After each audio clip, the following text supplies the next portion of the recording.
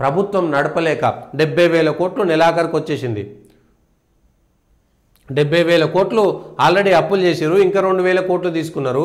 ఏం చేయాల్సినటువంటి ఇప్పటికే 63,000 కోట్లు ఈ ఆర్థిక సంవత్సరంలో రాష్ట్ర ప్రభుత్వం తీసుకునే అప్పు నానాటికి పెరిగిపోతుంది. ఈ నెలాఖరికి మొత్తం 70,000 కోట్లు చేరనుందని అంచనా బడ్జెట్లో. ఈసారి బడ్జెట్లో 57,000 కోట్లే రుణాలు తీసుకుందాం అనుకున్నారు, కానీ కేంద్ర ప్రభుత్వం 49,000 కోట్లవే అనుమతి ఇచ్చింది. అప్పులు చేసి పప్పుకూడు, అప్పు చేసి పప్పుకూడు. ప్రజలారా ఆలోచించండి, మనం ఎవరికి ఓట్లేస్తున్నాం? వచ్చే ఎన్నికల నాటికి మాకు ఏ ఉచిత పథకాలొద్దు, వ్యవసాయానికి పెట్టుబడి పెట్టండి, మేము పండించినటువంటి పంటలకి గిట్టుబాటు ధర ఇవ్వండి, ఇట్లాంటివి మాత్రమే పెడదాం, అట్లాంటివే చేద్దాం. ఇష్టానుసారంగా పోవడం వల్ల వ్యవసాయం అంతే అవసరము, సర్వీస్ రంగం అంతే అవసరము, ఉత్పత్తి రంగం అంతే అవసరము, ప్రతిదాన్ని మనం బ్యాలెన్స్ చేసుకోవాల్సినటువంటి అవసరం ఉంది. గ్రామీణ ప్రాంతాలు నష్టపోతున్నాయి, గ్రామాలు తగ్గడం అనేటువంటిది భారతదేశం యొక్క వైఫల్యానికి, భారతదేశం కుప్పకూలడానికి ఇది మొట్టమొదటి మెట్టు. 70,000 కోట్లు ఒకే సంవత్సరంలో చేశారు. దీనివల్ల ఈ 70,000 కోట్ల వల్ల ఏ మౌలిక వసతులు కల్పించారు? రోడ్లు వేసిర్రా, ప్రాజెక్టులు కట్టిర్రా, ఏం చేశారు? ఈ 70,000 కోట్ల వల్ల ఏమొచ్చింది?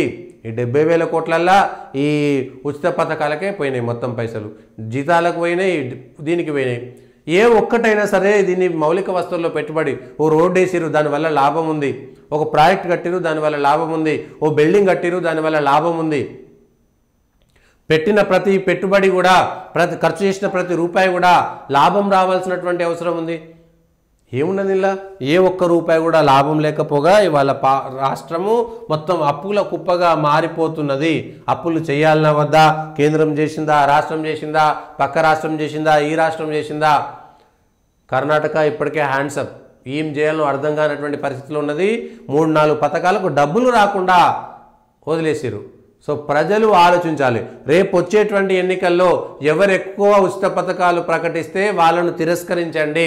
ఉచిత పథకాలు ఇయ్యము, మేము రైతులకు సాయం చేస్తాము, అవసరమైతే వడ్డీ మాత్రమే మాఫీ చేస్తాము, మహిళా సంఘాలకు సాయం చేస్తాము, కేవలం వడ్డీ మాత్రమే తక్కువ చేస్తాము,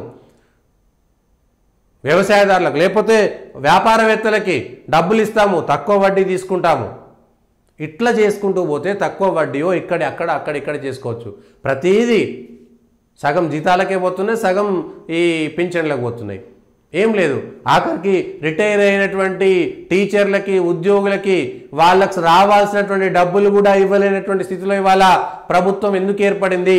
ఇది ఈ ప్రభుత్వమా, గత ప్రభుత్వమా పక్కన పెడితే సర్ప్లస్ స్టేటు, మిగులు రాష్ట్రంగా, రెవెన్యూ మిగులు బడ్జెట్గా ఉన్నటువంటి తెలంగాణ వాళ్ళ అప్పుల కుప్పగా ఎందుకు మారింది? 70,000 కోట్లు ఒకేసారి ఒక్క బడ్జెట్లోనే, ఒక్క బడ్జెట్ కాలానికి 70,000 కోట్ల రూపాయల అప్పులు చేసేటువంటి పరిస్థితి. 400 ఎకరాలు అమ్మారు. రేపు పొద్దుగాల ఇప్పుడు హైదరాబాద్లో అమ్ముతున్నారు, రేపు పొద్దుగాల జిల్లాలలో కూడా అమ్మేస్తారు. ఇక్కడ హైదరాబాద్లో రేట్లు ఎక్కువ కాబట్టి 30,000 కోట్లు అంటున్నారు. రేపు పొద్దుగాల వరంగల్ మా ఏనుమామల మార్కెట్, మామనూరు కూడా వచ్చింది కదా. మామనూరు వచ్చిన తర్వాత ఇప్పుడు అక్కడ 230 ఎకరాలు సేకరించాలి. ఒక్కొక్క ఎకరం 4 కోట్లు 5 కోట్లు ఉన్నది. వాళ్ళకేమో 20 లక్షలు 30 లక్షలకి ఇస్తా అంటున్నారు. ప్రజలు పిచ్చోళ్ళు అయిపోతున్నారు. అమ్మేటప్పుడేమో 400 ఎకరాలకు ఎంత ఇస్తున్నారు మీరు ఇవాళ? రేపు పొద్దుగల వరంగల్లో ఉన్నటువంటి ప్రభుత్వ భూములు అమ్ముతారు, చెరువులు అమ్మేస్తారు, ఇంక ఏం మిగిలది? ప్రభుత్వం మొత్తం ప్రజలను చిప్పచేతి చేసి అప్పుల కుప్ప చేసి వదిలేస్తుంది. ప్రజలు ఎప్పుడైనా అసలు ఓటేసేటప్పుడే ప్రమాణం చేసి మేము ₹1 తీసుకోము, ఏ పార్టీ మంచిది, ఏ నాయకుడు మంచోడు, ఎవరికి అసలు రాష్ట్ర సమస్యల మీద అవగాహన ఉంది. సగం మంది ఎమ్మెల్యేలకు సగం విషయాలు తెలియని కూడా తెలియనటువంటి వాళ్ళు ఇవాళ ఎమ్మెల్యేలుగా వెళ్ళిపోతుంటే, అసెంబ్లీ అనేటువంటిది ప్రజా సమస్యల మీద చర్చ పక్కన పెట్టి రాజకీయ సమస్యలను మాత్రమే చర్చిస్తుంటే ఎంత దారుణం అయిపోతుంది.